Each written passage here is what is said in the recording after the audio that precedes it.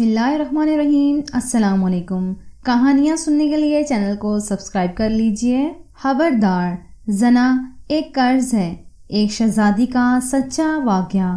ایک بادشاہ کے سامنے کسی عالم نے یہ مسئلہ بیان کیا کہ زانی کے عمل کا قرض اس کی اولاد یا اس کے اہل خانہ میں سے کسی نہ کسی کو چکانا پڑتا ہے۔ اس بادشاہ نے سوچا کہ میں اس کا تجربہ کرتا ہوں۔ اس کی بیٹی حسن و جمال میں بے مثال تھی۔ اس نے شہزادی کو بلا کر کہا کہ عام سادہ کپڑا پہن کر اکیلی بازار میں جاؤ، اپنے چہرے کو کھلا رکھو اور لوگ تمہارے ساتھ جو معاملہ کریں وہ ہو بہو آ کر مجھے بتاؤ۔ شہزادی نے بازار کا چکر لگایا، مگر جو غیر محرم شخص اس کی طرف دیکھتا وہ شرم و حیا سے نگاہیں جھکا لیتا۔ کسی مرد نے شہزادی کے حسن و جمال کی طرف دھیان ہی نہ دیا۔ سارے شہر کا چکر لگا کر جب شہزادی اپنے محل میں داخل ہونے لگی تو راہداری میں کسی ملازم نے محل کی خادمہ سمجھ کر روکا، گلے لگایا، بوسہ لیا اور بھاگ گیا۔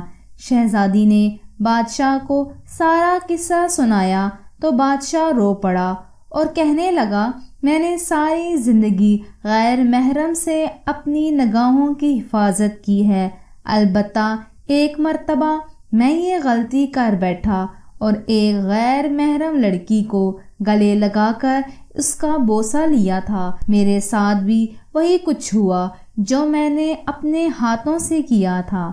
سچ ہے کہ زنا ایک قصاص والا عمل ہے جس کا بدلہ ادا ہو کر رہتا ہے۔ ہمیں اس واقعے سے عبرت حاصل کرنی چاہیے۔ ایسا نہ ہو کہ ہماری کوتاہی کا بدلہ ہماری اولادیں چکاتی پھریں۔ جو شخص چاہتا ہے کہ اس کے گھر کی عورتیں پاک دامن بن کر رہیں، اسے چاہیے کہ وہ غیر محرم عورتوں سے بے طمع ہو جائے۔ اسی طرح جو عورتیں چاہتی ہیں کہ ہمارے خاوند نیکوکاری کی زندگی گزاریں، بے حیائی والے کاموں کو چھوڑ دیں، انہیں چاہیے کہ وہ غیر محرم مردوں کی طرف نظر اٹھانا بھی چھوڑ دیں تاکہ پاک دامنی کا بدلہ پاک دامنی کی صورت میں مل جائے۔ رہ گئی بات کہ اگر کسی نے پہلے یہ کبیرہ گناہ کیا ہے تو توبہ کا دروازہ کھلا ہے۔